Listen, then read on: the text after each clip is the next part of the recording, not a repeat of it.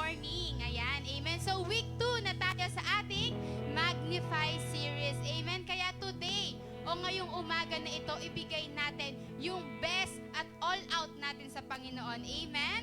Amen. Sige nga, kung ready na ang bawat isa, sabihin mo, I am ready, Lord. Isa pa, I am ready, Lord. Amen. Truly that we are ready, Lord. Amen. So sige, tayong lahat ay manalangin. Hallelujah. Thank you, Lord. Thank you, Jesus. Thank you, Father. Hallelujah. Yes, Lord, we thank you, Panginoon, sa oras na ito, Lord. Truly, Lord, yung sinabi mo, Panginoon, sa iyong salita, sa Isaiah chapter 25, Panginoon, that you are our God, Panginoon. Kaya, Lord, we will exalt you, Panginoon. We will praise your name, Panginoon, in the name of Jesus. And Lord, sa oras na ito, we live, Panginoon, ang aming service na ito. Patuloy ang iyong presensya, Panginoon, ang kumilos sa bawat isa. And Lord, patuloy, Panginoon, magnified us, Panginoon, sa oras na ito. At Lord, nandito kami, Panginoon, upang ibigay yung best, Panginoon, yung all out ng bawat isa. At naniniwala kami, Panginoon, na lahat, Panginoon, we declare, Panginoon, victory, Panginoon, sa service na ito because we are victorious, Panginoon, in the name of Jesus. Patuloy, Lord, kami magpapasalamat sa iyong kabutihan, Panginoon, sa iyong kadakilaan, Panginoon, sa iyong pagmamahal, Panginoon, at pagpapatawad sa bawat isa. Kaya, Lord, patuloy mag-reflect, Panginoon, ang sarili mo, Panginoon, sa buhay ng bawat isa sa amin dito, Panginoon. And Lord, we declare boldness, Panginoon, sa iyong salita. And Lord, naniniwala ako, Panginoon, na yung, Panginoon, makukuha ng bawat isa yung portion nila, Panginoon, in the name of Jesus. Patuloy, Lord, manguna ang iyong presensya, Panginoon. Patuloy mo kami balutin ng iyong presensya, Panginoon, sa service na ito, Panginoon. And Lord, narito pa kami, Panginoon, upang sumayaw, Panginoon, upang umawit, Panginoon, sa iyo, Panginoon, in the name of Jesus. Kaya, Lord, gawin mo ang nais mo, hindi ka namin hahadlangan, Panginoon. Truly, Lord, that the kingdom of heaven is here, Panginoon, in the name of Jesus. Tinataas na po namin ang lahat na ito, in the name of Jesus we pray. Amen and amen. Amen. A blessed morning, Citywide, and amen. Amen, church. So truly, young people, that this generation is not called to stay silent. Amen. Amen, young people. Amen. Amen. Because this is our time to stand up, to worship boldly. Amen. And to live for Jesus. Amen. Amen. Sabihin mo sa katabi mo, we will live for Jesus. Hallelujah. Come on, young people. Let's give our best praise to God, our best love to Jesus. Hallelujah. Thank you, Jesus. Let's worship Him with all our hearts, with all our souls, and with all our minds. Hallelujah. Come on. Thank you, Lord.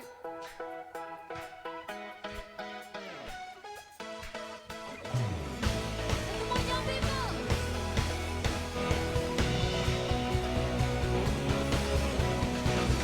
Here and now, make it loud at the top of our lungs. Hallelujah. There's a sound breaking out, Lord, for all that you've done. Oh, come on, lift up your voice. And now, we're turning our hearts to you. And Lord, we'll never stop loving you. Are we ready, church? This will be the best time of our lives as we encounter your love again. Here with you, our hearts will come alive as we declare your praises. Whoa, oh, oh, oh, whoa, oh, oh, oh. As we declare your praises. Whoa, oh, oh, oh, whoa, oh, oh, oh. Oh, come on, raise your voice. From the start, here we are to collab with your love. Hallelujah! Every heart set apart just to be where you are. Oh, come on, we declare. And now, we're turning our hearts to you. And now, we'll never stop loving you. Come on, church! This will be the best time of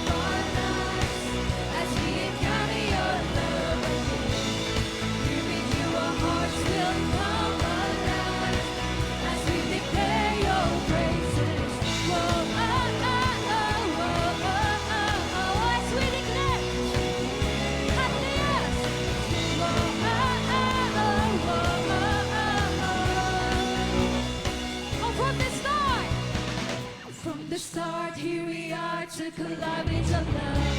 Hallelujah. Every heart set apart just to be where you are.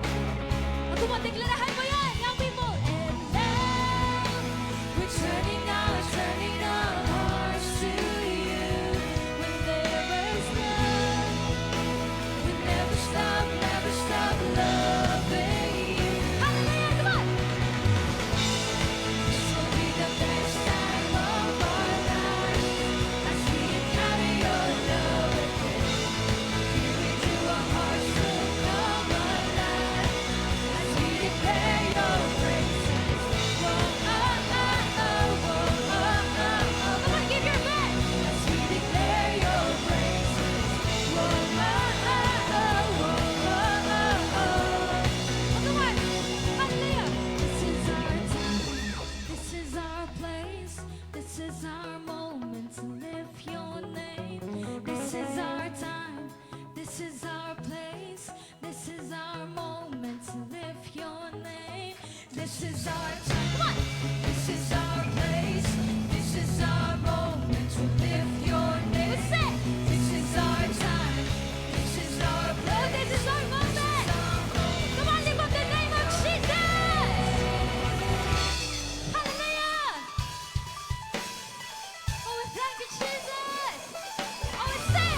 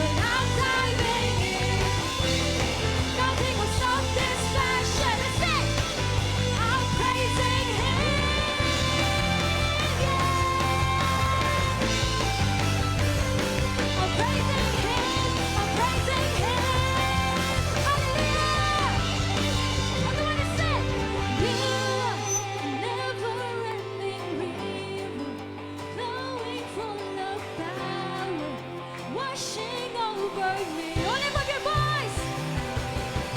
And now we're running to the water.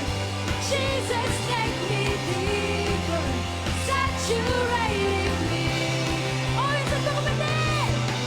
You are a never-ending river, flowing full of power, washing over me. Hallelujah! And now we're running to the water. Jesus, take me deeper, saturating me. Oh, come on, be ready, church! I don't care what it looks like. When I'm diving, you know what I think was down? Nothing was something special. When I'm praising Him, oh, I don't care. I don't care what it looks like. When I'm diving in, nothing will stop this passion. When I'm praising Him, yeah. Oh, you praise Him, Jesus. I'm praising Him. Hallelujah. Come on, young people. Thank you, Jesus. We praise you, Lord. We praise you. We lift up your name, King Jesus. Hallelujah. Thank you, Jesus. Praise your name, Lord.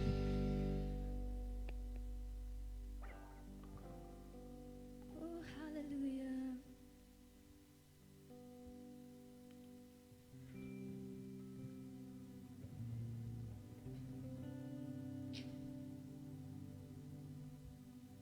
Oh, we praise your name.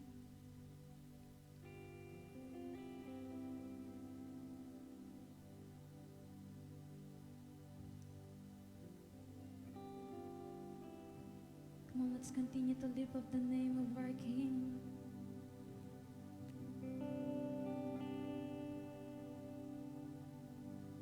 Hallelujah.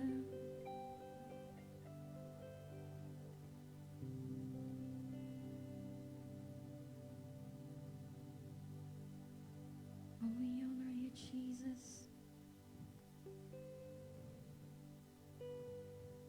Come on, let's continue to worship Him wholeheartedly. Hallelujah.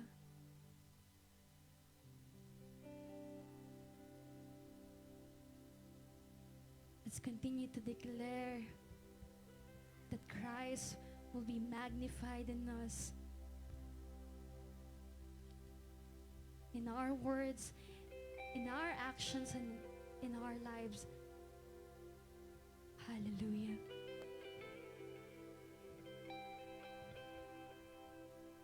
Come on, let's be filled in the presence of the Lord.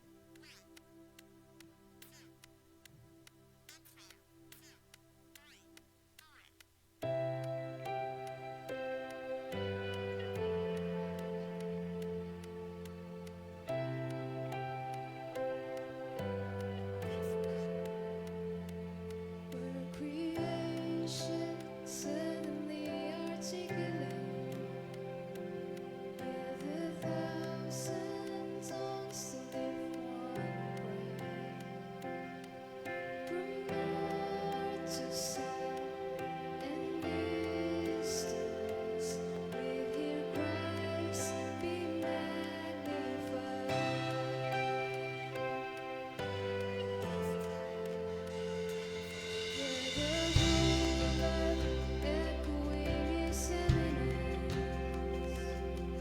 His name whispers from sea and sky, from rivers to the mountain tops. We hear Christ be magnified. Voice church, hallelujah. Oh, Christ be magnified. Let His praise arise.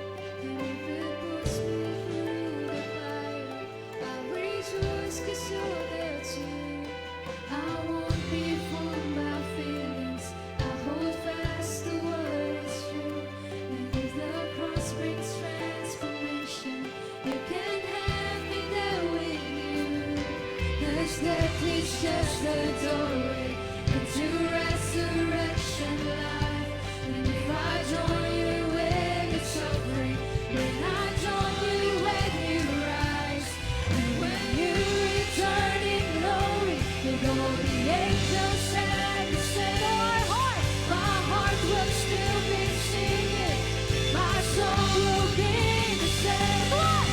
Singing, oh, Christ be magnified, 'cause let His praise arise. Christ be magnified in me. Singing, oh, Christ be magnified from the altar of my life. Christ be magnified in me. What is it? Oh, Christ be magnified, 'cause let His praise arise. Christ be magnified in me. Singing, oh, Christ be magnified from the altar of my life. Christ be magnified in me.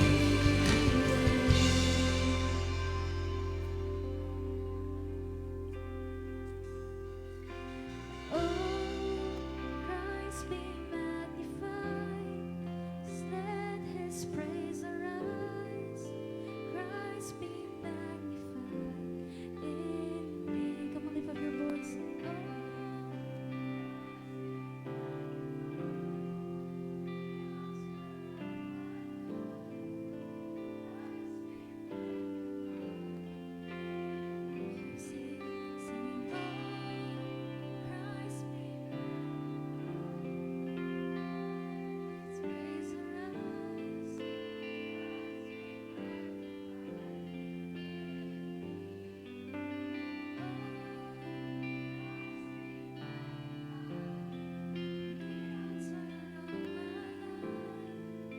Christ be magnified in me. Oh, Christ be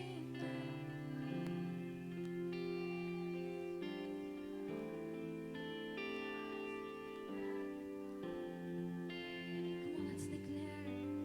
Oh,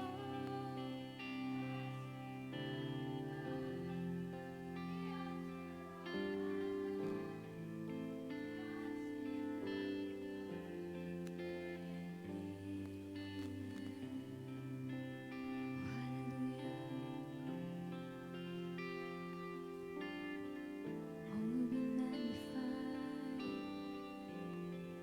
Oh, be lifted high, Jesus. Hallelujah. Come on, let's continue to lift up the name of our King Jesus. Hallelujah. Oh, hallelujah. Oh, we thank you, Jesus. We thank you, Lord, for your presence. We thank you, Lord, for your goodness and faithfulness in our lives. Hallelujah. Oh, we thank you, Jesus. We will continue to declare, oh God, that Christ will be magnified in us, in our lives, in the name of Jesus. Come on, young people. Hallelujah. Let's continue to declare that. Let's continue to give the highest praises, to give the highest glory and honor in the name of Jesus. In the name of Jesus. Hallelujah. Oh, we bring back to you all the glory, all the honor, all the praises. In the name of Jesus we pray. And everybody will say, amen and amen.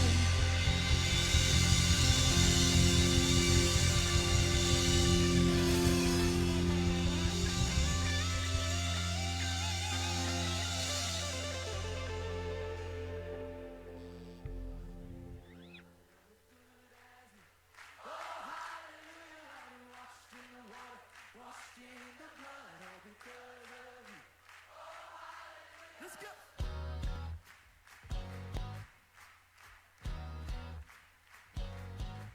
And unclean sin was stained on me, and shame was running deep. But love was spilled on Calvary. Oh,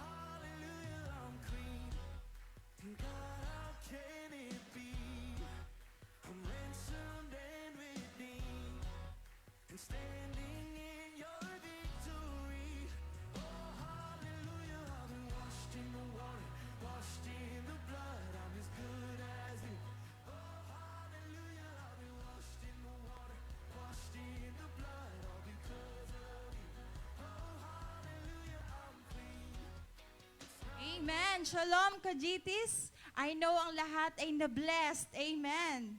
Amen ba? Amen. Kung na-bless tayo, sabihin naman natin, thank you, Lord. Thank you, Lord. Amen. So, thank you, Lord, and God is good. Now and forever. Now and forever, God is good. Amen. So, before tayo mag-proceed sa ating prayers, sa ating tithes and offering, tayo muna basahin natin ang sa Book of Proverbs, chapter 3, verse 9 to 10. Honor the Lord with your wealth and with the best part of everything you produce. Then He will fill your barns with grain and vats will overflow with good wine. Amen.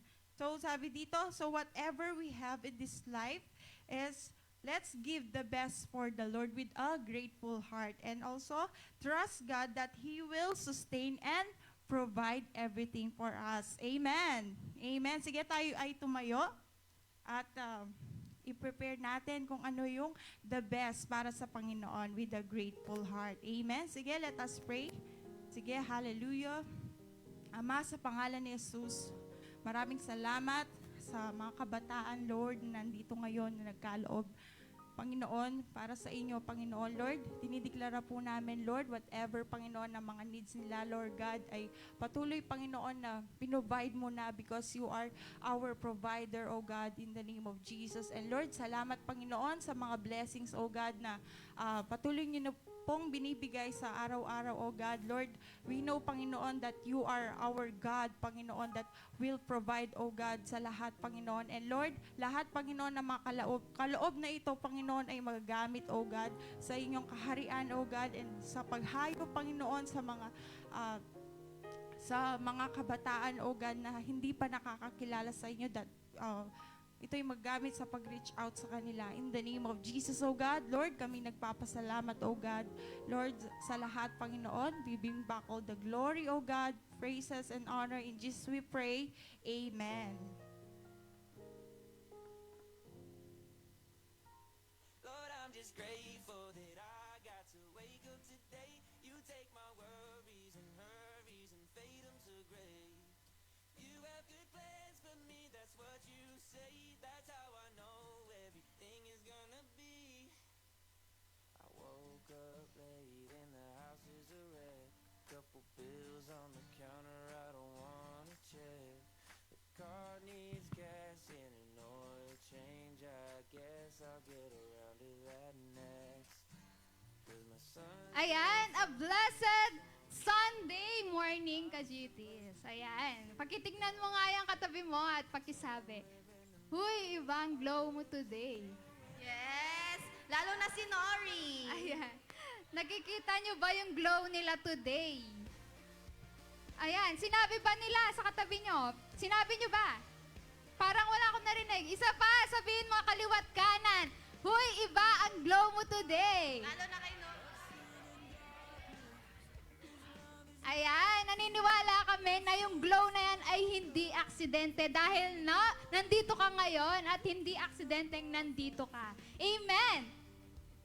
Ayan, meron tayong bagong ka-GTS. Ayan. Saka Sige tingnan nga. mo naman yung katabi mo, baka siya na yun. Ayan, Tingnan mo tingnan nga. nga natin kung sino nga sila. Ayan. Sige, pwede po natin silang kamayan kapag sinabi po namin ang kanilang name. So, si Aubrey Likup and Samantha Arce from Sanguan Banyo. Invite po sila ni Ashley and Nicole. Ayan. Welcome naman natin sila ka-GTs.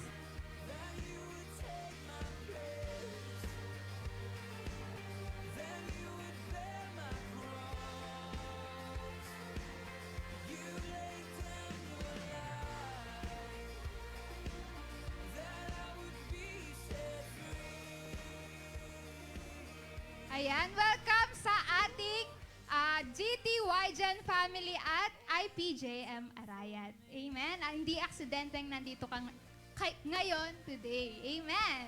Amen.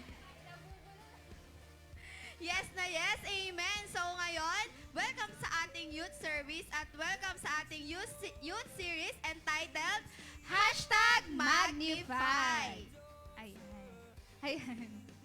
So, bago tayo magpatuloy for today's video, ayan, meron kaming quick pang ano lang sa utak. Ayan. Jessica. Meron kaming icebreaker. So, may ipa-flash kami dito sa TV. So, ang gagawin nyo lang is ibibigay nyo lang ang full attention nyo and then may makikita kayo after ng, sa pinakadulo ng video, may makikita kayong tanong. Tapos mamaya tatanungin namin kung ano yun. Sige, flash mo na yan, Ate Van.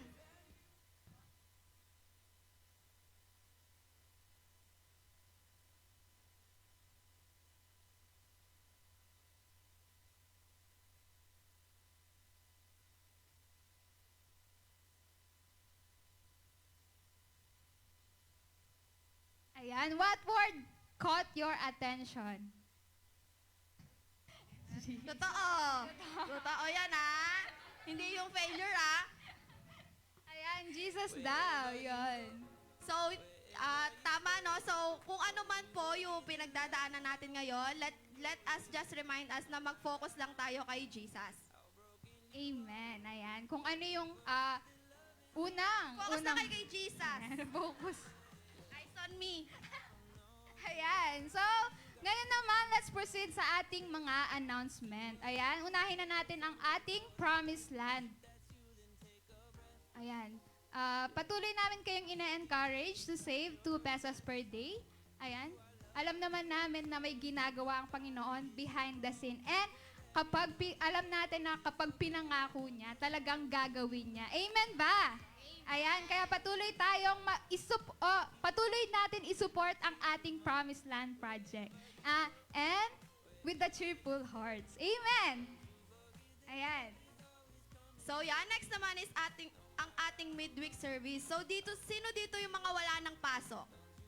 Magtaas nga ng kamay. Parang magkakapasok na yung iba. Sino pa dito yung wala pa palang pasok? Yan. Sino dito? Taas nga ang kamay. Ayan. So, yung mga hindi nagtaas ng kamay, may pasok na kayo.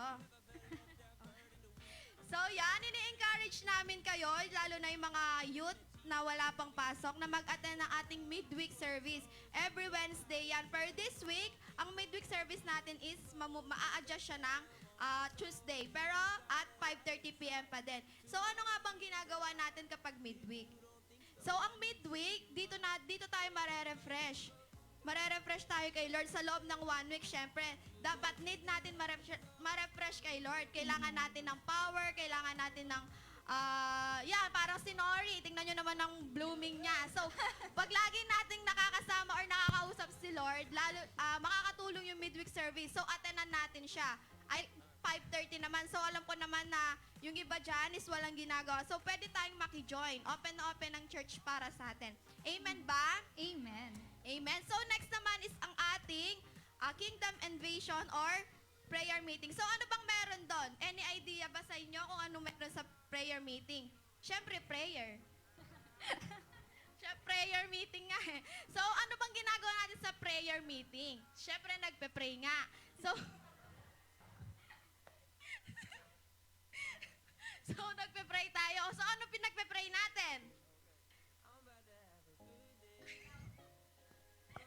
So, pinagpe-pray natin, hindi lang yung sarili natin, hindi lang pang sarili natin. So, pinagpe-pray din natin yung, tulad ng buong mundo. Pinagpe-pray natin yung buong mundo, sarili natin, yung katabi mo, pwede mong ipag-pray, lalong-lalo na yung family natin. So, ina-encourage namin kayo na mag-attend ng prayer meeting kasi prayer, yun yung natin. Bukod sa ma-attend tayo ng Sunday or midweek, prayer is yung pinaka-powerful na pwede nating i-offer para sa sarili natin at syempre para din kay Lord. Amen. Ayan. Susunod naman ang ating RRF. Ayan.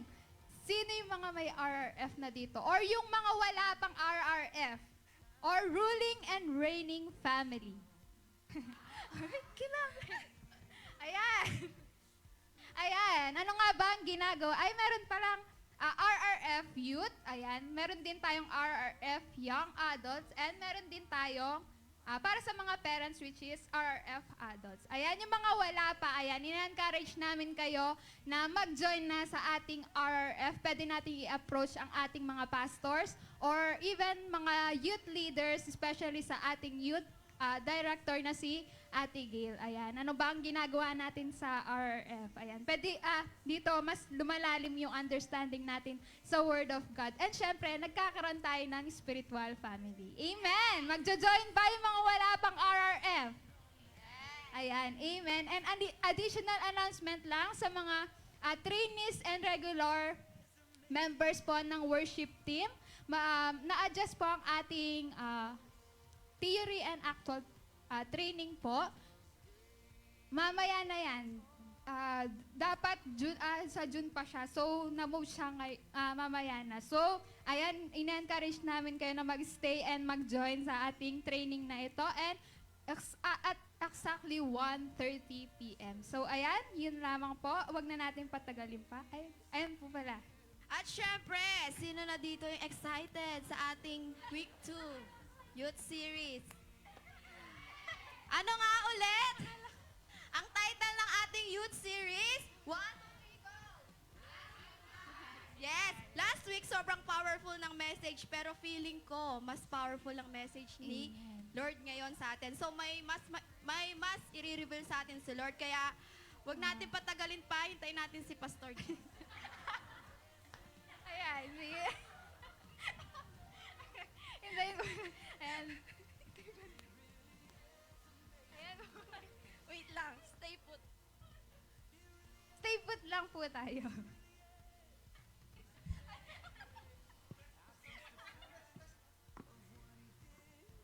Sinusubukan ko lang sila kung kaya nila yung kapag... Wait lang. Tapos na yung script nila eh. Okay? Susubukan ko lang sila kung kaya nila mag-on the spot. Pwede pala, kaso di nila kaya nila sad na eh. Okay, anyways, sige, before we move with the word for today, let me give you another announcement for the Kingdom and Righteousness Encounter. Okay, for the KRE, it will be on June 19 and 20. I stand corrected kasi ang 13 and 14 was Saturday and Sunday yon. Okay, it will be June 19 to 20. Okay? So for those candidates for KRE, no, yung mga magki-Kingdom and Righteousness Encounter will be magpalista or nakapagpalista po kayo sa mga inyong mga cell group leaders. Ano ba ang Kingdom Righteousness Encounter or KRE for those na hindi pa alam ang KRE? Okay? Ang KRE is a programa ng church in which you will go deeper you have a deeper understanding of who God is. So it is an event or a program in which you will encounter God much more deeper. Kaya it's called encounter. Okay? It's much more deeper compared to what you do for a regular service. Ang KRE, kapag nag-attend ka ng KRE, ang equivalent niya ay para kang 5 years na nag-attend ng church ng walang putol. Ganun ang kanyang equivalent. Okay? It seems that when you attend Kingdom Righteousness Encounter, it seems that you have attended church Sunday service for 5 years with no interruptions. Okay? Na hindi nagputol, na hindi ka umabsent. Ganun yung equivalent niya. So I'm really encouraging everyone, especially young people, as we face another chapters of our lives, because some of you are students, some of you will eventually become professionals and will work, no? It's very important for you to understand and, to be part of this wonderful program the church have prepared to each and every one of us. Amen. Amen. So yon, let's prepare with our registration fee. Mayroon po tayong registration fee dyan. KRE fee, it's 300. Tama ba, production? 350, production team. Ayun, 350 po, that includes your meals, your certificates, and also your manuals and your journals. So wala kayong ibang gagawin sa KRE kundi makinig, mag-participate, mabusog. Yun lang gagawin niyo. Kumain ng kumain, makinig at mag-participate. Yun lang ang gagawin niyo for KRE. Okay? Because meron siyang 13 sessions at yung mga sessions na yun are really life-changing. So I'm really encouraging everyone to be part of the Kingdom and Righteousness Encounter. Amen. Amen. Sige, let's proceed now to the word of the Lord. Okay? We are in our week 2, no? Of our youth series. Ayan. Magnify. Ang ganda ng title ng Magnify. I remember yung sinabi ng ni Pastor Sam that magnify, it's not making God bigger, but it's making God more visible in your life. Amen. Making God visible in your life, more visible. That's when we magnify Christ. It's not making God bigger because God is already big. God is already enormous. God is already huge. God is already wonderful. No, but when we talk about we magnify Christ in our lives, it seems that we are making God more visible in our lives where people can see Jesus in us. Amen? Amen. All right. So, last Sunday, you began with the series or you have this learning about focal point. Tama? Yung magnifying glass. Tama? So yung magnifying glass can take scattered sunlight and focus it into one intense point powerful enough to create a spark. Tama? So, in the same way, no, when we stop living distracted lives and focus our hearts completely on Jesus, God ignites something powerful within us. So when you do a magnifying glass and you actually do a focal point, yung, di ba, it actually creates a spark, no? In which one of the best ways for us to start focusing ourselves in Christ, yung spark na yon. Tama ba? Pero, there's a reality especially experienced by so many young people nowadays. Ano yun? Totoo, ang spark is exciting. Tama? But spark can also disappear quickly. Would you agree? A spark is exciting, okay? But a spark can also disappear quickly. Mabilis siyang mawala. Tama? For example, yung sa posporo, yung pag sindi mo gano'n, yung kumisabi, it's spark, di ba? Yung kuryente, no? Nagka-spark nga, pero mabilis mawala. Tama ba? Kaya nga yung relasyon na nagsimula sa spark, hindi nagtatagal kasi hanggang spark lang. Ay, may naramdaman ako eh. Hanggang pakiramdam lang yun. Kasi hanggang spark lang. No? Kumbaga sa kuryente, nag-ground ka lang. Okay? Okay? So, kaya nga sabi dito, you can encounter God during worship. You can cry during altar call. You can feel inspired after youth camp, retreat, or any youth service, yet by Monday, Tuesday, or Friday, the pressure of school, family struggles, anxiety, temptations, heartbreak, comparison, emotional exhaustion can slowly extinguish what you felt. Totoo, umiyak ka nung altar call. Totoo, you worship God. But the fire or what you have received during that Sunday will eventually be extinguished because of these things. Pressure, anxiousness, what else? No? Heartbreak, comparison, temptation, emotional exhaustion, family struggles, school-related concern, and so on and so forth. Many young people are not struggling because they never encountered God. They are struggling because they never learned how to protect the fire. Hello? You're not struggling because you don't have God or you have never experienced God. You are struggling because the fire that you have received from God was not protected. You are on fire on Sunday, Mondays to Saturdays, you're not. Then you have to ignite the flame again on Sunday, and then on Monday, mawawala na naman yung apoy. Because of what we are facing. So it means that when we have received the fire from God, it doesn't stop there. Hello po? Nung natanggap natin ng Diyos sa ating mga buhay, when we have received the fire from God, it doesn't stop there. It doesn't end there. Hello? No? So, in nature, after a spark lands on a dry wood, it forms a tiny ember. Alam niyo yung ember? Yung maliit na sunog. The ember is fragile. Left alone, it dies. But when it is continuously fed with oxygen and protected carefully, it becomes a roaring flame. Tama? So kapag nagsisiga ka, di ba? Sino yung marunong magparingas dito? Di ba? Kapag nagparingas ka, hindi natatapos yung sinindihan mo, di ba?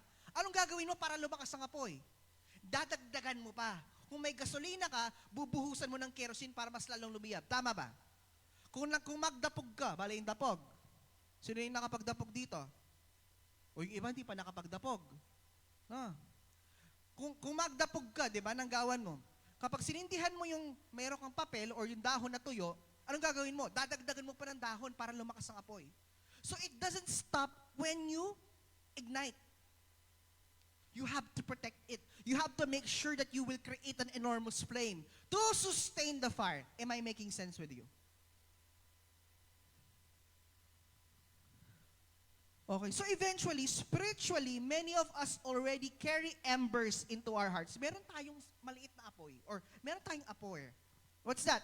A desire to pray, a hunger for God, conviction to change, passion to serve, what else? A dream to be used by God. The problem is not the absence of fire. Kasi meron tayo nito tama ba?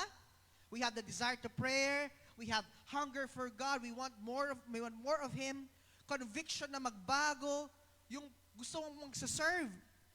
So it means ang problema sa mga Kristiyano, sa atin, hindi yung walang apoy. Ang problema pag dineneglect natin.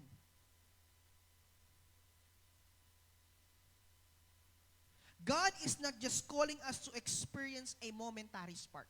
What you experience in the youth camp is just a momentary spark. In that specific moment. Kumbaga sa pagpaparingas, yan yung unang, pero hindi na natapos sa youth camp. Kayo ba'y nandyan pa mga kabataan? It's just a momentary spark. No? God is not just calling us to experience a momentary spark. He is calling us to become a generation that burns continuously for Him. Ang gusto ng Diyos, hindi yung isang moment lang. Gusto niya, continuous kang nag-aapoy. Continuous yung apoy mo.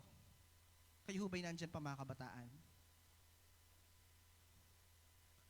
This is why the title of our sermon or our word today is Hunger Games, Catching Fire.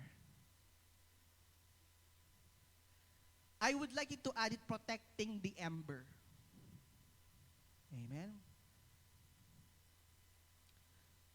A spark may start the fire, but consistency keeps it burning. Amen. Amen ba? So, we have commanded by God to stay on fire. Amen? Kinumand tayo ng Diyos na mag-stay on fire. Romans chapter 12 verse 11 says, it clearly stated that, never be lacking in zeal, but keep your spiritual fervor serving the Lord. Okay? So Apostle Paul did not say, feel passionate when convenient. Ang sabi niya, never be lacking zeal, but keep your spiritual fervor. Amen. So ang sabi ni Apostle, di sinabi ni Apostle Paul na kailangan maging passionate ka kapag convenient para sa'yo.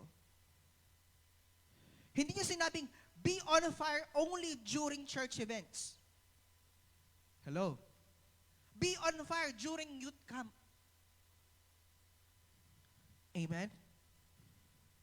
He didn't say serve God only when emotions are high. Some people worship God when they feel good.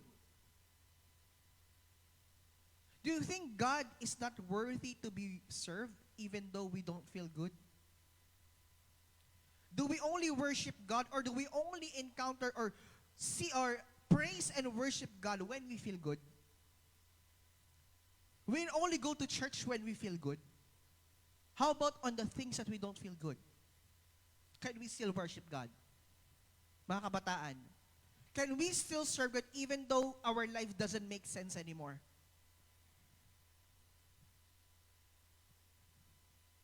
No, hindi yun ang sinabi ni Apostle Paul. Instead, he have commanded us to keep our spiritual fervor. The word fervor in Greek means zeontes, which means boiling, burning, glowing with heat. Ang sabi, yung word na fervor, okay, in Greek word it's zeontes, which means burning, boiling. Kung makikita nyo, it's a gerund. No, it's a present progressive tense. May ing sa dulo eh. Diba? Boiling, glowing, no? Burning, it means it's still continuous. Continuous siya. Kapag sinabing burning, hindi siya nasunog, hindi siya masusunog, it's nasusunog. Continuous. Kapag boiling, hindi siya kumulo, hindi siya kukulo, it's kumukulo. It's continuous. Nakakasunod ba?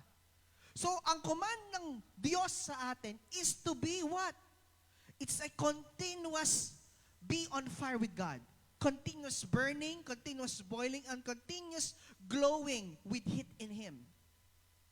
Amen. Nakakasunod ba, mga kabataan? God never intended for believers to live spiritually cold lives. No? Ayaw ng Diyos yun. Yung buhay mo, malamig. Kapag malamig, ano yung reaction ng katawan mo? Mainit daw, do. When it's cozy, wow. When it's cozy, or during the cold season, or yung malamig, di ba nakakatamad bumangon? Am I right? You want to spend time in your bed. Am I right? So ayaw mong tumatayo kasi malamig. No? So imagine your spiritual life is like that. Those who have cold spiritual lives are what? Lazy people. Tamad. Kasi, malamig.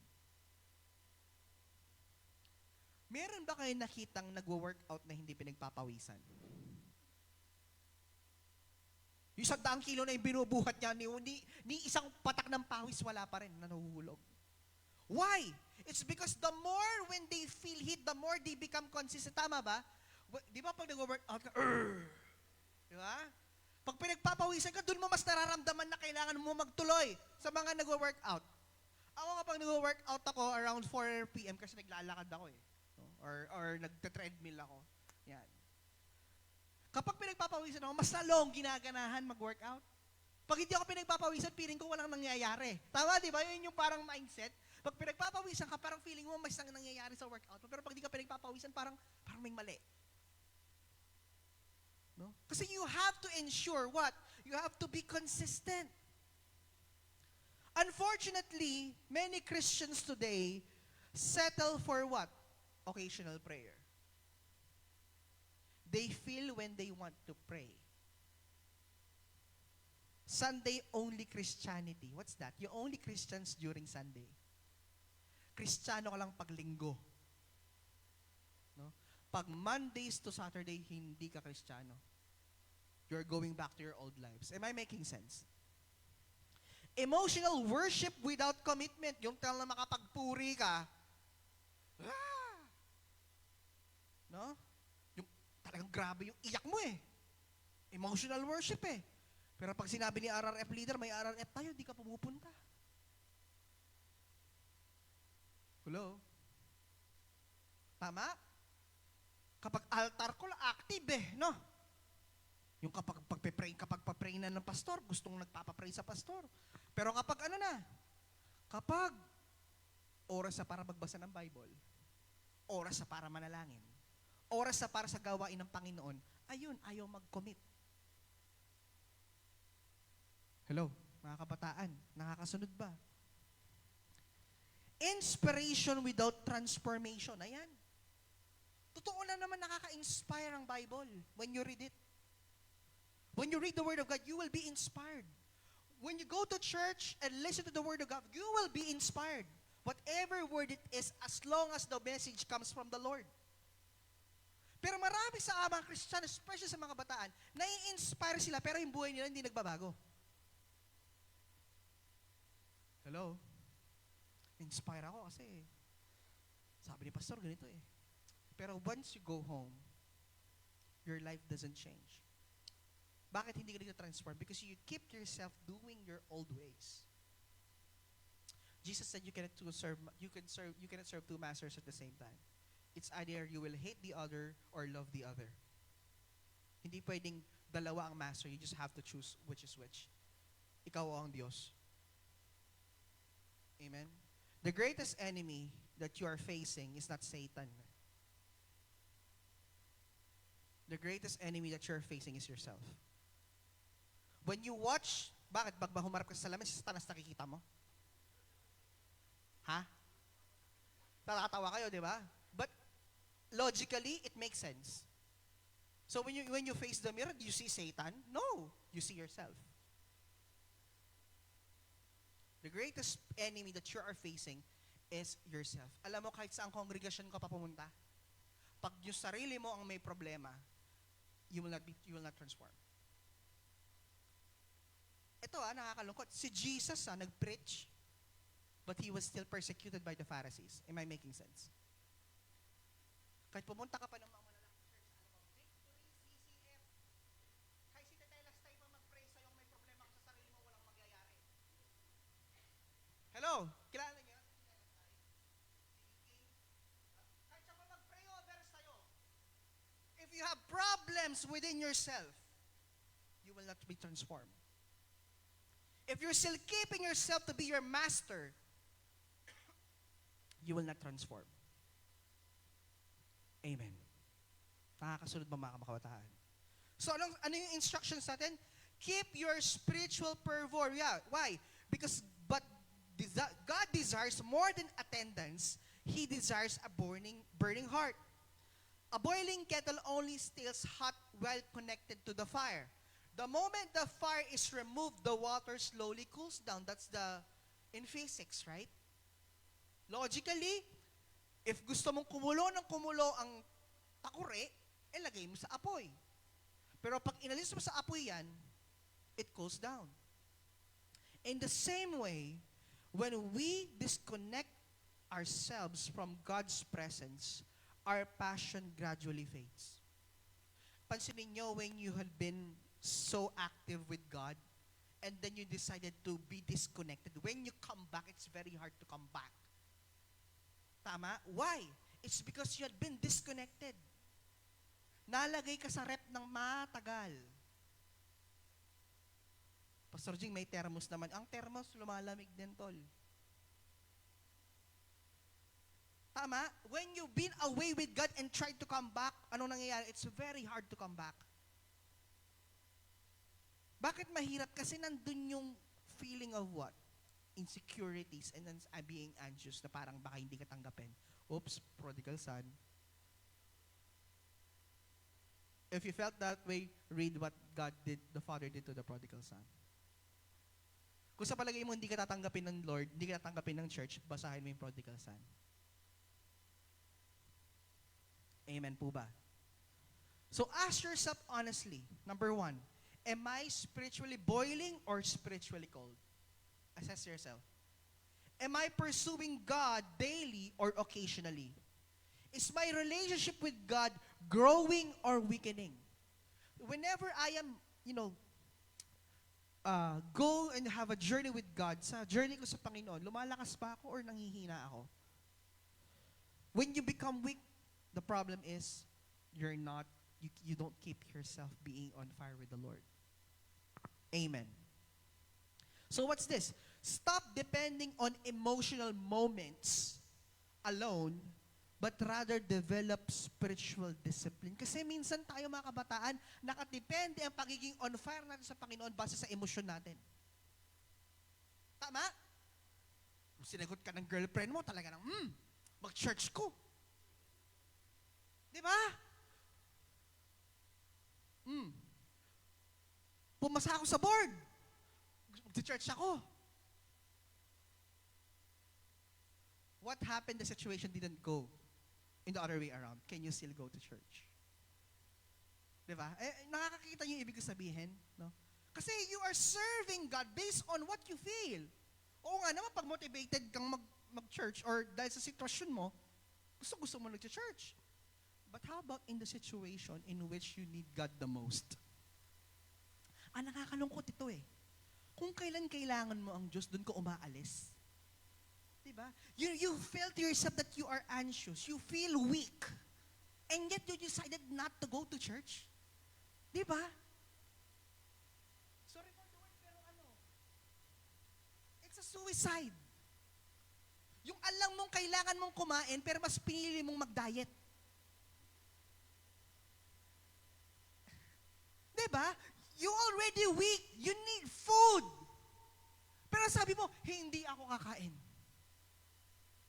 Baka hindi masarap ang ulam. Bakit ganyan? Baka i-judge da ako or what? No. Mga kabataan, there's no one, no person in this room or this function hall will judge you because of your situation. Unless you want to open it to them. We will give our insights, our own perspective about it, but you will not feel that you will be judged. Correcting people is not judging people. Hello? Kapag ba kinorek ko yung anak ko, ibig sabihin, gina-judge ko siya. Pag ba sinabi ko sa anak ko na mali yung ginagawa mo, am I judging my daughter? No. I am correcting my daughter. Hello, mga kabataan. Huwag kayong magagalit. Ayoko na mag-church kasi palagi ako pinapagalitan ni pastor. Ba't ka palagi pinapagalitan na pag ginagawa mo? Nagtatragis ka, di papagalitan ng pastor mo? Hello? Nakita ka ng pastor mo? No? Naglalakad ka sa daan, gabi, kababae mong tao? Hindi ka niya pagsasabihan? Kung may mangyaring masama sa'yo, alam niyo ba, pananagutan namin yan? Kasi hindi namin kayo winarningan. Hello, mga kabataan? Am I making sense with you? No? So keep your fire on God. Number 2, the Holy Spirit is the breath of the fire. 2 Timothy 1:6 says, fan into flame the gift of God which is in you. An ember cannot survive without oxygen. Likewise, spiritual fire cannot survive without the Holy Spirit. Many young people try to sustain passion through what? Yung passion nila, paano sinusustain? Through motivation, through talent, through church type, through friendship, through emotions. Let's try to apply this in real life. Marami sa mga kabataan, no? Yung passion nila, dinadaan nila sa motivation. Okay? Sa talent nila. Yung hype ng church. Friendships. Motivated kasi, or passionate kasi dahil sa kaibigan. Passionate dahil sa emosyon. Pero lahat yon may human limits, tama? But if tinrider ka ng kaibigan mo, yung passion mo, wala na. Diba? Kinuha niya yung hindi sa kanya. Diba? Ano mangyayari sa passion mo? Oh, what if di ka na motivated? Paano yung passion mo? Hello? What if hindi okay ang emotion mo? Paano ang passion mo? What if yung talent mo hindi na nag-work? Paano ang passion mo? Hello? May mga bataan, dyan nila nire-rely ang passion nila. But eventually, they burn out. Ba't nababurn out? Kasi human strengths have limits. Napapagod tayo. True spiritual fire comes from the communion with the Holy Spirit. In Scripture, in Hebrew, it's ruach, which means breath, wind, or spirit. In Hebrew, it's called pneuma, means breath or spirit. The Holy Spirit is heaven's breath upon our lives. Amen. It is the breath. One of the symbols of the Holy Spirit is fire and wind. No? One of the best examples of the Holy Spirit is in the book of Jonah. Isn't it? Si Jonah, pinapapunta ng Nineveh, pero mag-decide siyang mag-turn around. What happened? Ang sabi naman, there was a wind blows. Sinasabi, doon sa sinasakyan ni na Jonah. Diba? Not until Jonah was thrown into the sea, doon nagbago. So the wind there, it's what? It's the Holy Spirit. One of the symbols of the Holy Spirit is the breath or the wind and the fire. Amen ba? Now, how do we fan the flame? How do we keep the flame? Number one, of course, through prayer. Prayer keeps your heart connected to God. Ito ha, when you pray, it's not a performance prayer. When we talk about performance prayer, yung pagandahan ng panalangin. Or what? Not social media prayer. Ano yung social media prayer? Sige nga, how do you define social media prayer? Yung nagpipray ka, ipapost mo. Or, you pray because someone is praying in social media. That's not prayer, it's a second-hand prayer. Because someone was praying for you. That's second-hand prayer. When we talk about prayer, it's your personal prayer to God. Your personal encounter with God. Amen. That's how we keep the flame. How can we refuel the flame? You know, not performance prayer, not social media prayer, but honest prayer, secret place prayer when nobody sees you praying, but God, the ember grows. When we talk about prayer, not performance, when nobody sees you pray, you pray alone. Walang nakakita pag ikaw ay nanalangin. That's what keeps your fire burning. Can you hear an amen, mga kabataan? Do you pray? Or do you only pray during your exams? No? Do you pray? Do you pray? Do you pray when you feel good? Do you pray when you're not feeling good? Do you pray every day? It's so important. We pray every day. As we start our day and as we end our day. Or any moment that you had been convicted to pray, then you have to pray. Prayer, it's not what you think a recitation prayer. It's not even the rhyming prayer eh. Ako noon matigas nung maliit ako, matigas ulo ko eh. Sobrang sutil ko nung bata ako. Yung kapag nagpe-pray sila ng Our Father, ginaganon ko pa noon eh. Elementary ako noon. Yeah. Dinalay ako ng beat para medyo ganadong pakinggan. Di ba nagra-rhyme, nag-aano yun? Di ba? It's not what you think the Lord's Prayer. Those are written prayers in the Bible. But when we talk about prayer, it's your personal prayer to God in which you can say whatever you want to say to the Lord. You can ask whatever you want to ask. You can say whatever you want to say. Amen. That's personal prayer. And remember, God hears you. Why? Because the Holy Spirit is a person. Mga kabataan, kayo ba'y nandyan pa? That's one, through prayer. Number two, through the Word of God. The Bible feeds the fire. Starving Christians become a weak Christians. Becomes weak. Ano si ibig sabihin ng starving Christian? Kitang maranop. Yung mga hindi kumakain. So for those Christians who are starving, who are yung nagugutom, no, they become weak. Why? Because you cannot consume worldly negativity all week and expect spiritual strength on Sunday. Tama? You experience the negativity of the world from Mondays to Saturdays, as kakain ka lang pag linggo. Hello mga kabataan, nakakasunod ba kayo? Di ba? Yung ang daming nangyari ng Mondays to Fridays or Saturdays, tapos pagdating ng linggo, doon ka lang magbabasa ng Bible? Doon ka lang kakain? Anong nangyari sa'yo ng Mondays to Saturdays? Pastor busy. Ayun, kaya ka nababurnout. Ang equation natin mga kabataan, Diyos muna bago sarili.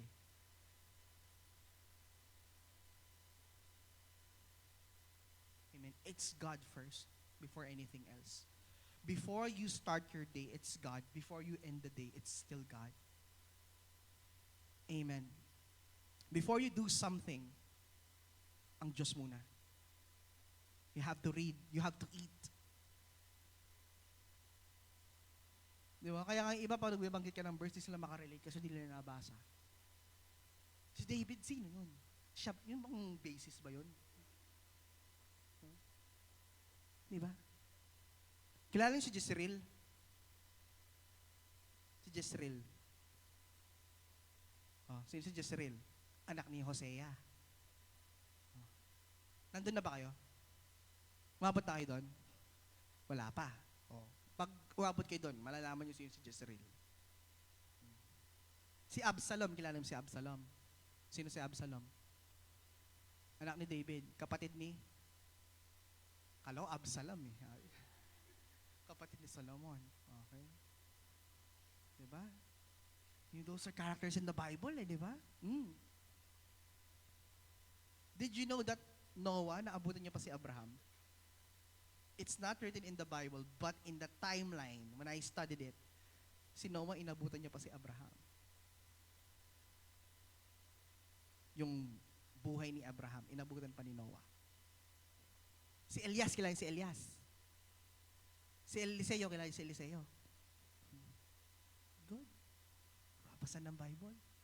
Alam niyo, one of my favorite characters in the Bible was Elijah and Elisha. Those are my favorite characters in the Bible. It's a, it speaks my profession, it's a teacher-mentee relationship. It's a mentor-mentee relationship. No? You will see the discipline, no, of Elisha to Elijah. Makikita niyo lahat yun. When you read the word, and you know what? Those words that you have read becomes nourishment to your spiritual lives. You don't feel weak. Alam niyo ba, it's 70% of people less experience anxiety when they read the Bible. 80% when they experience trouble, they see it in a good way or a positive way. Kaya nga, meron akong kanina nagkukwentuhan kami sa labas during the main service. Sabi ko ganun. When you are, especially sa mga mag-a-apply ng trabaho para sa inyo to, no, na-mention ko na to kanina, sabi ko ganun sa kanina. When you apply for a job, don't be pressured. Why? This is what God instructed us to do. Proverbs 14:23. He said, all hard work produces profit. Mere talk produces poverty. So ang commanded sa atin, all hard work produces profit, leads to profit. So it means what you need to do is to do your job diligently. So if you're applying for a job, what you need to do is to do your best. You don't need to think whether you will ano yun, kung ano yung bakit hindi ako makuha. Alam mo kapatid, kung kalooban ng Diyos na ikaw ang makuha at marami pang magaling doon, ikaw ang makukuha. You know, when you are applying for, do not overthink, you just have to give your best. Kapag i-interview ka, ipakita mo na Kristiyano ka, give your best. They will feel it kasi eh.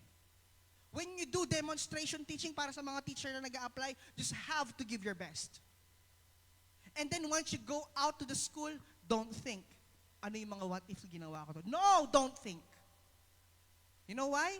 Because if it is the purpose of God for you to be in the school, no one can hinder it. When you apply for a job, pasa ka lang na resume. At tingnan mo, makita mo, kapag kalooban ng Diyos, ang Diyos ang magbibigay ng option sa'yo. Hindi mo kailangan maghanap, ikaw ang hahanapin. Para to sa mga nag-a-apply ng trabaho. Hindi mo kailangan hanapin ng trabaho, ang kailangan mo pagbutihin mo. Amen. Amen ba? At makikita mo yung favor ng Diyos. What's the secret? You have to, yung alam mo yun, bakit nagkaroon ako ng ganong mindset? It's because of reading the Word. Let me share a testimony to you. Although some other people have already heard it, but let me testify it again. I testified it last Sunday during the main service, but let me testify it for youth service. Sa DepEd kasi, may operation kami na last in, first out. Diba? Last in, first out. Ito yun. So kapag ang last in, first out nangyayari, kapag may excess teachers ang ginagawi, kung example, naka-deploy ka sa Canva, ikaw yung last in, at occupy na lahat, ang mangyayari sa'yo, ililipat ka sa ibang school na kailangan ka. Kasi ikaw yung huling pumasok. Kung sino yung huling pumasok, siya ang unang lalabas. That's why it's called last in, first out. Okay? This is what happened. Last year, I was approached by one of my colleagues, which is ICT coordinator namin. Sabi niya sa akin, Sir, ipasa ko na kayong trono eh. Nantrono ako. ICT coordinator English. Kasi 5 years na ako, Kenny. At ala akong makitang ibang papalit sa akin kundi ikaw. Sabi niya sa akin. So, nagdadalawang isip ako.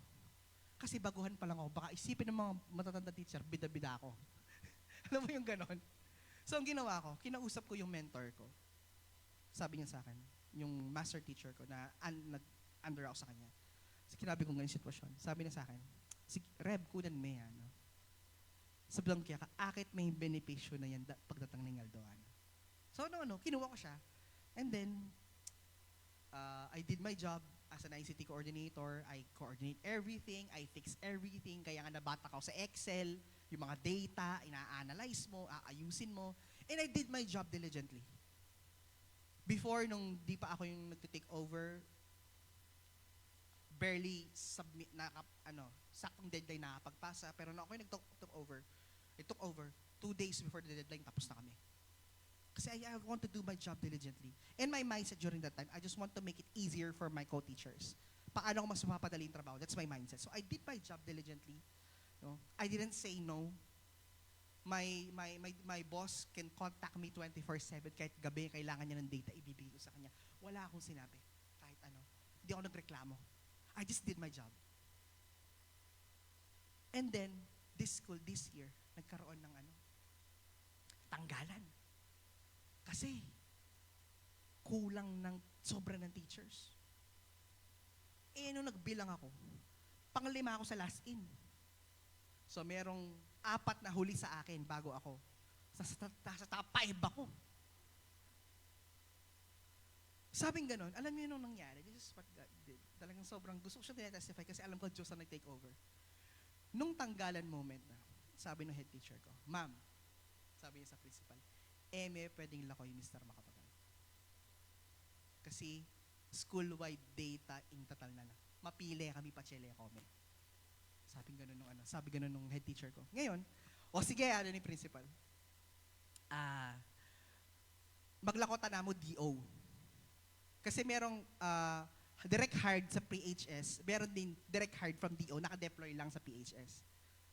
Nung i-pull out yung data, nandun na naman yung pangalan ko sa DO. DO, plantilla ako eh. Nung pag-pull out, nandun na naman yung pangalan ko sa DO. Pero sabi nung, Ma'am, pa nila ko. Alam niyo nangyari? Hindi ako natanggal. Merong natanggal na nauna sa akin. Pero yung favor ng Lord nandun. Amen. At ang sabi nga nung sinasabi ng mga ko, kamila ko, mo na kailangan pang kamila ko. Hanggat ikaing ICT ng department, kamila ko. Sabi ganun. So what's the secret? You know, it's the food. It's the food that I eat, the Word of God. And because of that, your mindset change. Amen. Nag-iiba yung perspective mo, nag-iiba yung mindset mo because you eat the Word of God. Amen. Hindi ako yung nagkiusap, iba ang nakiusap para sa akin. Hindi ko siya tinrabaho, may ibang nagtrabaho para sa akin. And that's the favor of the Lord. Amen. Amen. Sinong gusto nun? Yung di kanila mabitawan kasi kailangan kanila. Amen. Number 3, true worship. No? Worship shifts the atmosphere of your heart. Sometimes before breakthrough happens, externally, worship reignites you internally.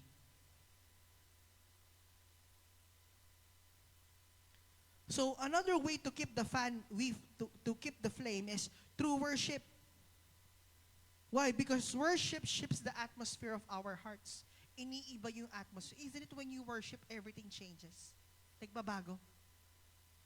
If there's a dull moment in your life, but when you worship God, It changes your heart. It reignites your excitement. It reignites you internally. Alam mo kasi kapatid, bago may mabago sa'yo externally, may mababago muna sa'yo sa loob.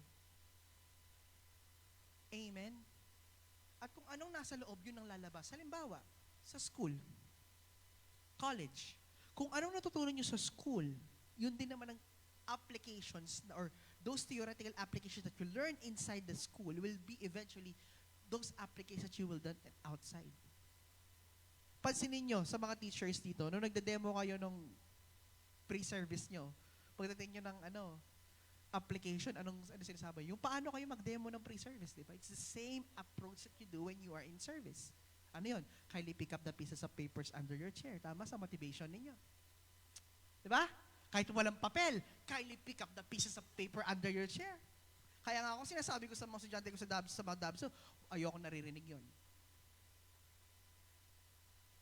Kindly pick up the pieces, if walang papel. Diba? Because what you do internally will eventually will be applied externally. Same with worship. Before you will be changed externally, you will be changed inside first.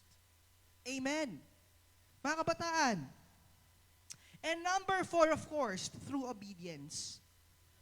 Every act of obedience adds fuel to the fire. Delayed obedience weakens spiritual sensitivity.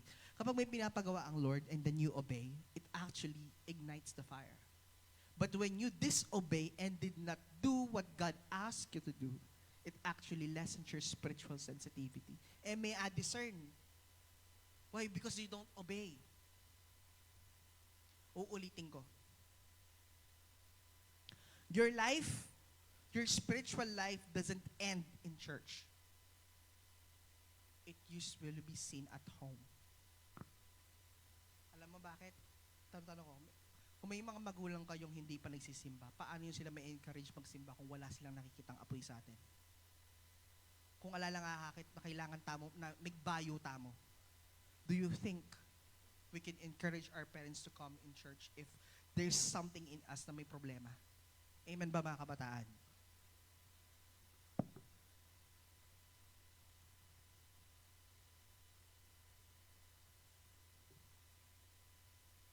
Nakakasunod ba?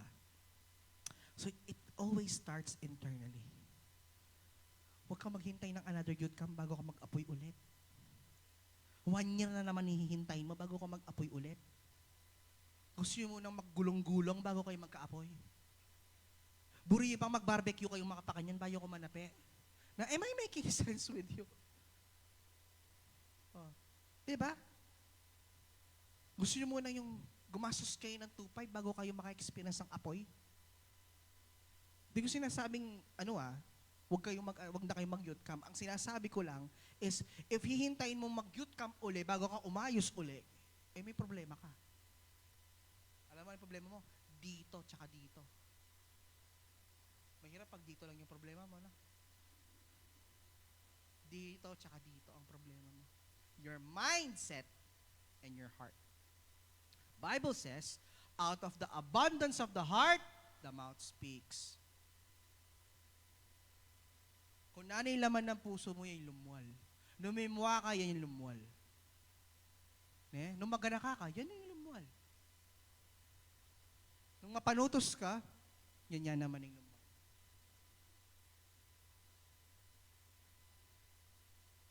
So, you have to build daily habits.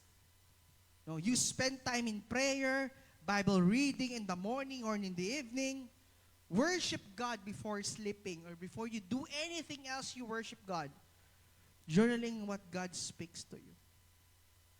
Alam niyo kasi pumapasok sa school, naka-e-bike lang ako eh. Tapos sa school, PHS, naka-e-bike. Yung e-bike ko may Bluetooth yun. Yung dadaan ako ng lakmit, ang lakas ng sounds ko. Yung ako lang yung naririnig. Kasi aalis ako around 5:30 eh. Dadaan ako ng lakmit, ang lakas ng patugtog ko. Tapos Planet Shakers, ganun eh. You know, one of the, for me, best ways for me to worship, since I'm working, is whenever I go to school, I worship God. Yung pagdating ko ng school, yung punong-puno ka na, kasi nakapag-worship ka na nasa osar sa Panginoon.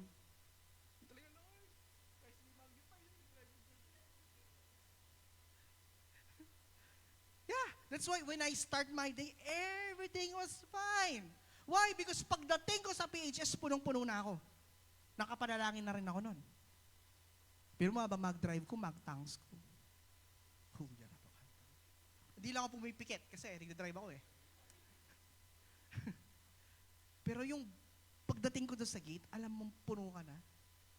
Kaya when you start your day, everything is fine. Kahit may matitigas ang mga estudyante. No? But everything is under control kasi you are full of the Spirit. Because you worship God. Amen ba mga kabataan?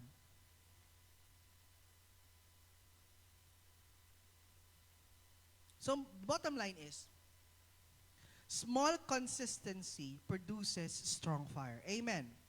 Point number 3. Protect the ember. Protect the fire. Identifying the embers. Leviticus 6:13 says, the fire must be kept burning on the altar continuously. It must not go out. God instructed the priest to never let the altar fire die. This teaches us that spiritual fire requires responsibility. The enemy does not always attack through destruction. Sometimes he attacks through destruction. Not every fire dies through rebellion. Some fires dies through neglect. Di ba? Namamatay ang apoy pag pinabayaan. Pag hindi binantayan. Tama ba?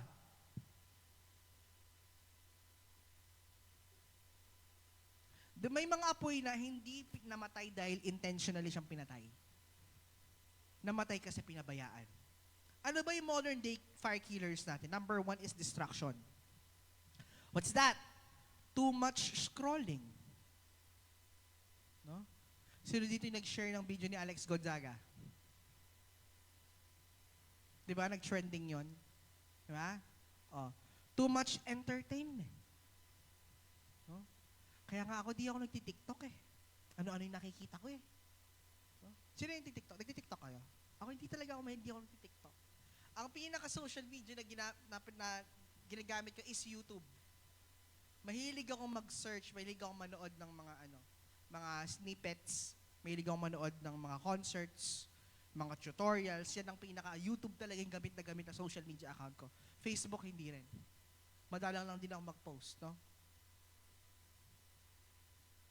So, ang distraction to entertainment, another distraction, too much noise.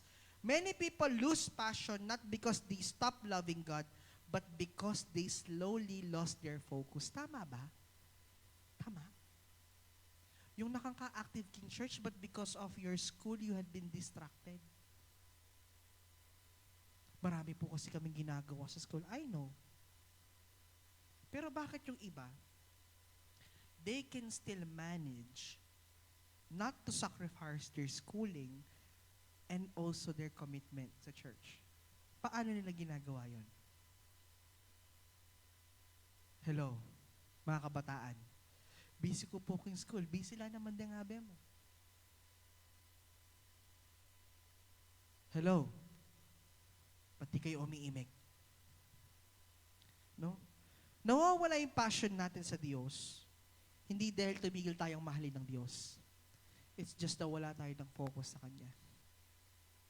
Di ba kapag masyado kang focus, ang term doon sa Kuroko basketball is yung naka-zone ka. Alam niyo yan? Sa Kuroko basketball. Have you watched Kuroko basketball anime? Yung naka-zone? Vanishing drive! Skill na Kuroko, di ba? Yung nawawala. Tsaka yung nag-miss direction. Yung may, kapag yung sa Kuroko basketball, yung may yung mata, yung may kuryente. Kapag naka-zone sila, parang yung perspective nila, ang laki, tapos yung galaw. Di ba? Di ba? Kapag ikaw naka-in zone ka, masyado kang focus, di ba? Wala ka nang masyadong naririnig. Tama? Ako minsan, pag nagtatrabaho ako, naka-in zone ako, tinatawag ako ng asawa ko, di ko siya naririnig, kaya minsan sasapukin niya na ako eh. Para lang mapakinggan ko siya. Kaya ang ginagawa ni Mrs., pag nagtatrabaho ako, hindi niya ako kinakausap kasi hindi ko siya naririnig. Sa chat siya. Yung gaganon, para makita ko. Gusto mo na kumain. Gusto na replyan ko siya nun. Kasi alam niya, I'm in zone. When you're in zone, where you're too focused to one thing, yung ibang di mo naririnig. That happens when we are distracted. When we are too focused with something, di natin naririnig ang Diyos. Amen. I'm not saying you should not focus on your studies. But do not focus so much with it. Well, because you will lose other things. It's also important. Ano ibig sabihin nun? You have to balance everything. That's the bottom line. You study well, you serve well. Am I making sense, mga kabataan? Nag-aaral ka ng mabuti, naglilingkod ka din ng mabuti. Amen? Nakakasunod ba? Next, number 2, compromise. Small compromise eventually weakens conviction. What you tolerate today can destroy your fire tomorrow. Huwag ka nang mag-church, malagad mo. Ating kaya, may okasyon sa bahay. Bukas ka mag-church, kalagad. Alam niyo yung ratang malagad na rin. Kailan magsimula yung kompromiso. Amen? Hello? Mga kabataan, tara lumulta mo, Domingo. Di ba? Ay, ano? Kung pwede, mag-church ko. Tagal na ako mag-church ko pa. Amen? Meron bang ganun sa inyo? Yung, hahabol na lang po kami, mag-church muna po kami. Hindi kinakompromiso. Alam niyo, sa mga simpleng kompromiso, dyan nagsisimula lahat. Saan nagsimula ang bisyo? Kompromiso. Tama? Nitong moment, isang hipak lang. Isang hit lang. One shot mo, pre, one shot. Promise. Wala man to, di mo mararamdaman. Ito parang aliwa, di ba? One shot yan mo. One shot. Sige na, konti lang. Oh. After nyan, kapag natikman mo, di ba okay, gusto mo isa pa, dakan pa. Am I making sense? Nakakasunod. No? Kasi kinompromiso mo eh.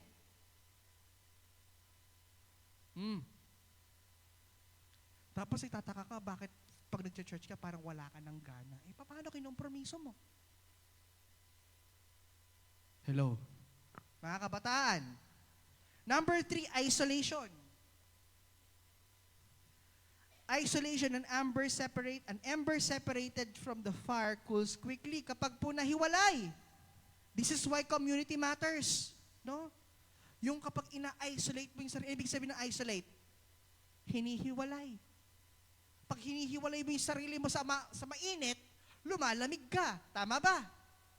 If you disconnect yourself to the fire, you will get cold. Kaya nga, ganon kahalaga yung community natin. GTY, Gen Community. Because pag umalis ka sa mga nag-aapoy na to, mga rimla ka. Hello? No, ano yung community? Youth service, life groups, Christian friendships and fellowships, and even accountability.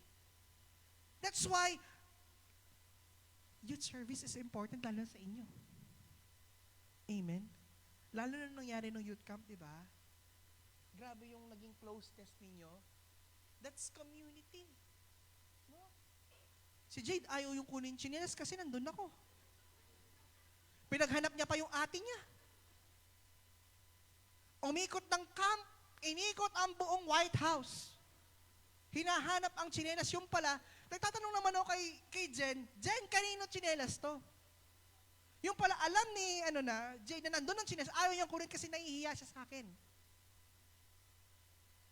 Di ba? Yung youth camp, grabing bond ang nabuild. Tama? It's because you became more closer and closer and you understand more of these people. Tama ba? And that's community, where community started. Amen. Huwag nyo nga hayaan maglamat yung iba. Ang sayo-sayo nila ng youth camp, tapos after youth camp, may patela. Ay, walang makababalitaan na gano'n. Ako mismo kakausap sa inyo. Yung grabe yung closest, tapos pagtapos ng event, wala, nag-aaway-away. Yung Cold War, yung di nagpapansinan, yung lang, dadaanin gano'n. Ay, pitok-turukan na ko, buntok. No? Alam niyo, kung meron man dapat nag-uunawaan dito, tayo yun. Una-una, we share the same spirit. Amen.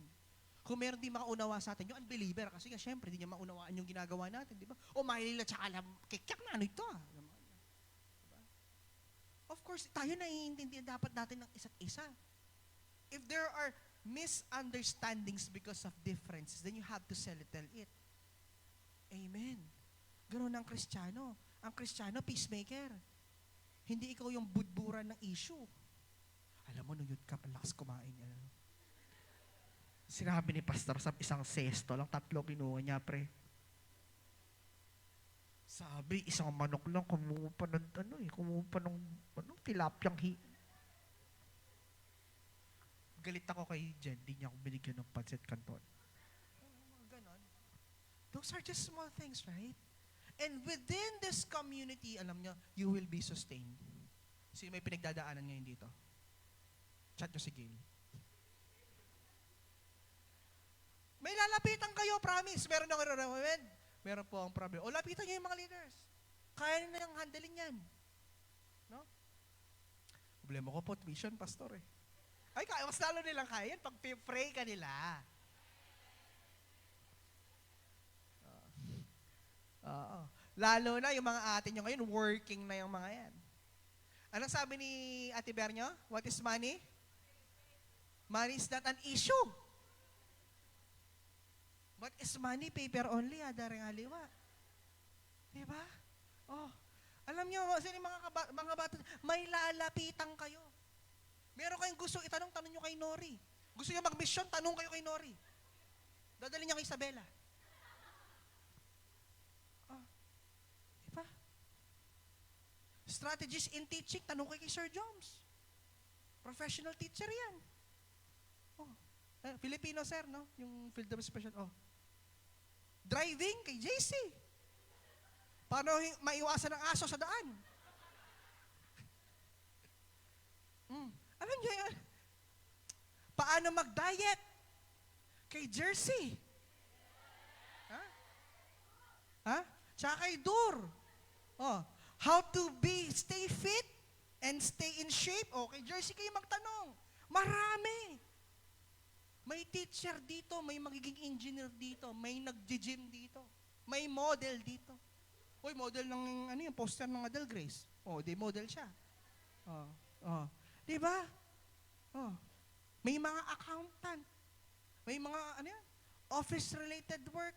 Oh. May nurse. Pakuha kayong tuko sa kanya. And so on and so forth. So this is a community. Amen. And number 4, what keeps us distracted or modern day fire killers, and number 4 is unhealed pain. Of course. Ano yun? Some young people stop burning because of they are secretly wounded. That's why we are inviting you to attend KRE. Ang galing ng marketing ko, no? Dapat ganon. Yun ang marketing. Okay? Secretly wounded. Pain can either push you away from God or drive you deeper into His presence. Dalawang bagay when you are in pain. It's either you become more closer to God or you push away God. Kapag you are in pain, it's either you dwell more into the presence of God or not to dwell in the presence of God. There are only 2 things that will happen. Alin ka doon sa dalawa. And for you to be unhealed, you just have to, sa KRE, you will know. Although I can say it to you, pero since my KRE, I advise and recommend you to attend KRE. No, I assume mayroon tayong mga repeaters dito. May mga repeaters tayo ng KRE. Meron yata tayo 5 beses na nag-KRE, no?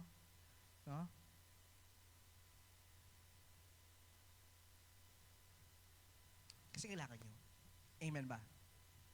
Kaya nga, protect your environment. No? What feeds my fire? What weakens my spirit? And who influences my walk with God? Not everything is helping your spiritual growth, which is true. Okay?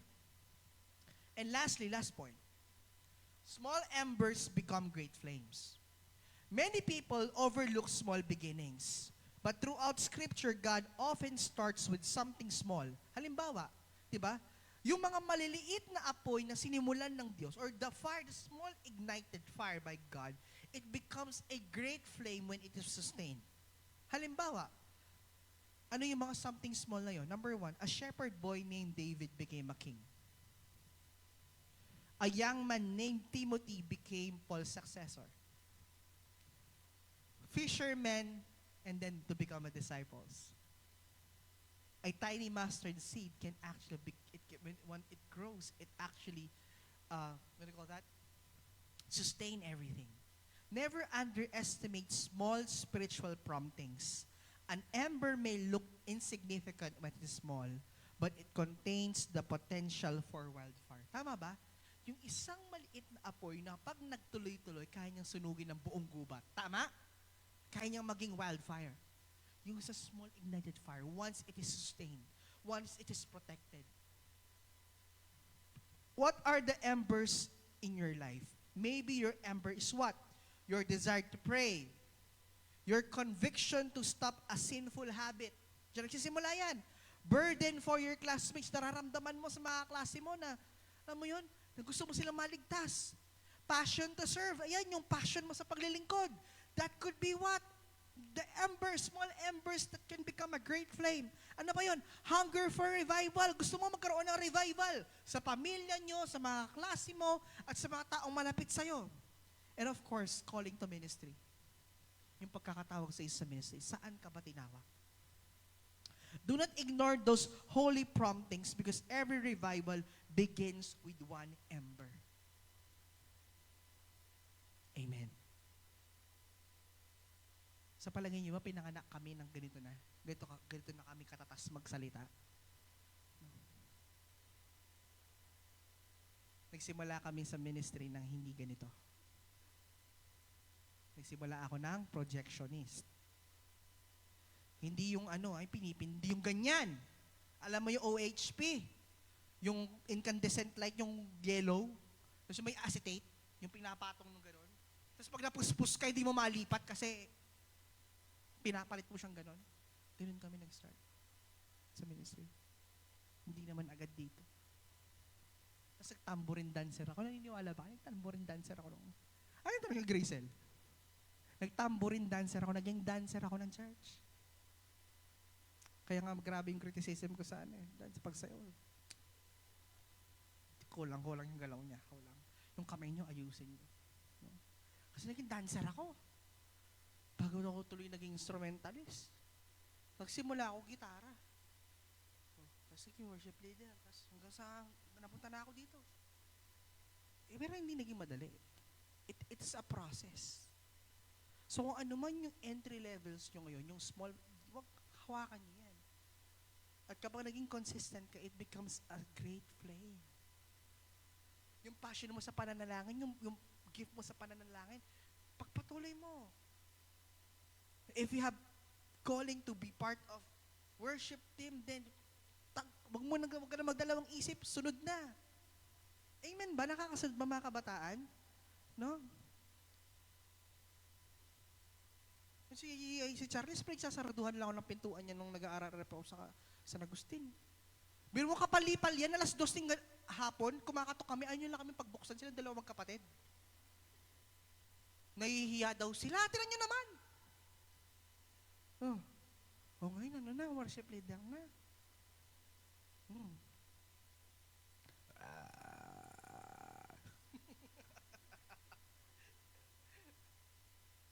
Inside joke yun, inside joke. Well, di pa ng worship, hindi alam yan. Inside joke yun. Parang The Grudge. Entry levels. Pastor, di pa ako marunong kumanta. So? Bakit sa pagkanta lang ba ang paglilingkod? Hindi po ako marunong sumayaw. So? Bakit sa pagsayaw lang ba ang paglilingkod? Marunong po akong mag-picture. Pwede po ba akong mag-part ng multimedia? Marunong po mag-edit sa PZAP.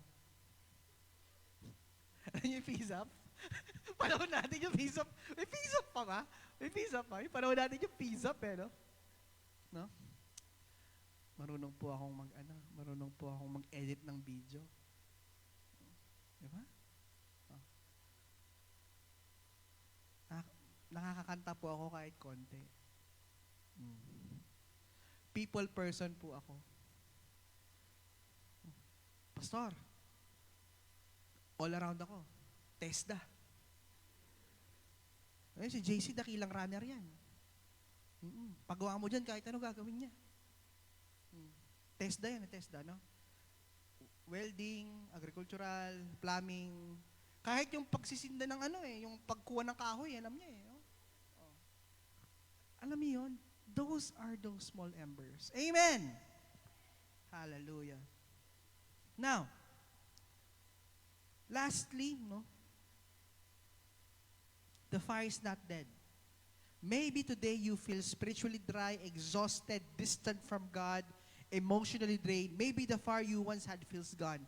But hear this clearly. As long as there is still an ember, hanggat may apoy, God can reignite the fire. Amen. You are too far gone, you are not forgotten, and you are not disqualified.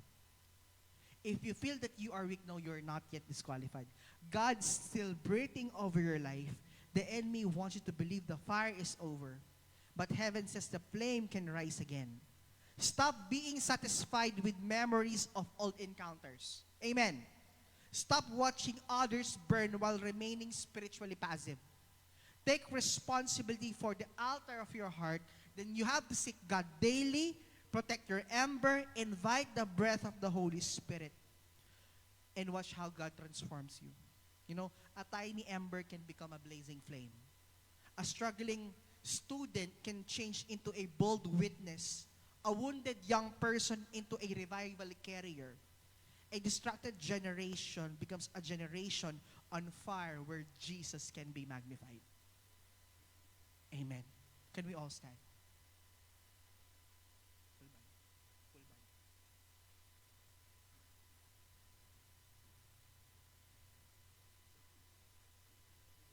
band.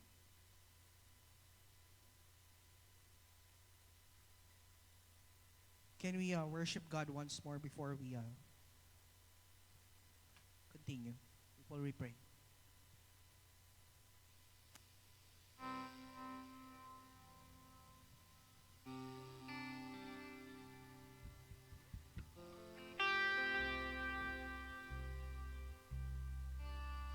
Can we worship God? Hallelujah.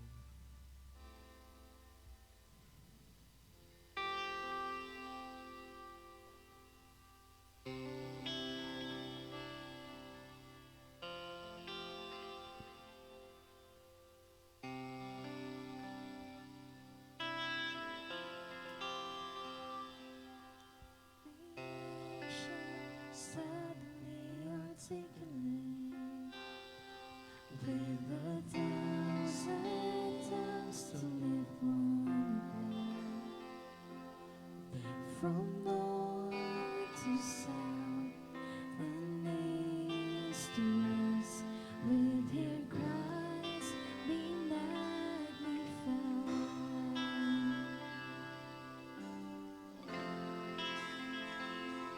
For the whole earth echoing His summons, His name would burst from sea and sky. From rivers to the mountain tops, with His cries be magnified.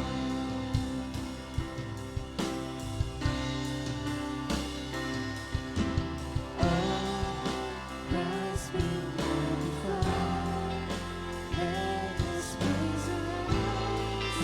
Christ be magnified in me. Oh, Christ be magnified from the altar of my life. Christ be magnified in me.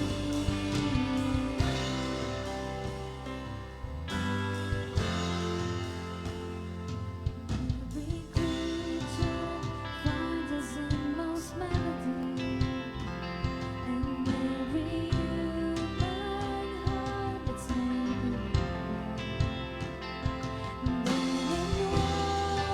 in one wretched miracles, we'll sing Christ be magnified. Oh, we sing Christ be magnified. Come on. Oh, Christ be magnified. Let His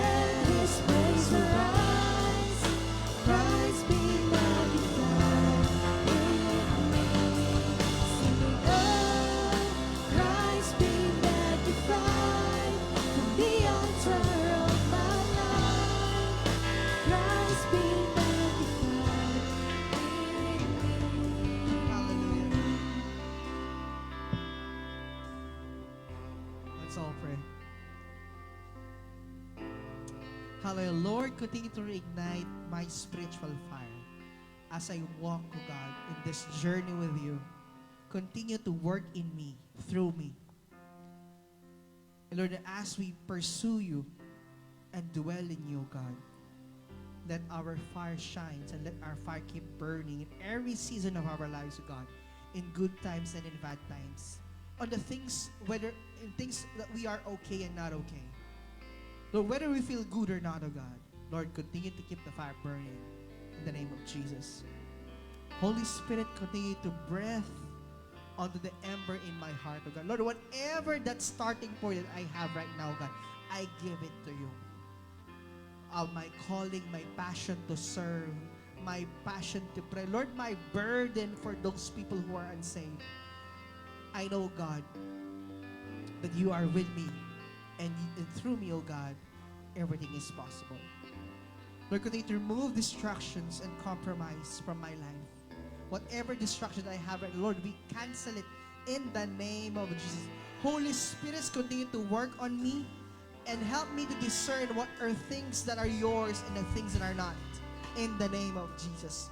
Lord, continue to teach me consistency in seeking you every day of our life. As I begin my day, Lord, ikaw ang mauna sa aming mga buhay. And as I end my day, oh God, it's still you who I'm going to seek, oh God. Lord, let my life burn brightly for your glory. And for your glory alone, oh God, I will serve you, God.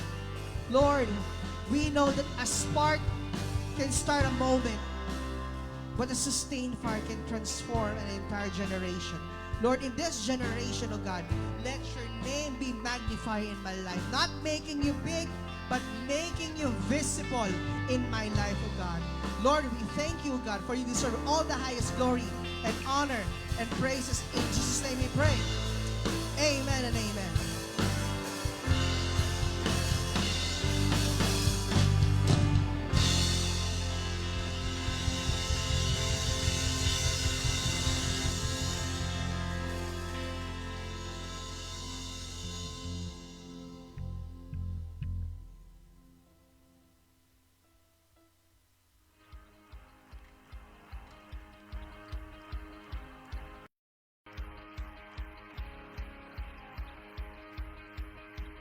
Goodbye, yesterday. I'm living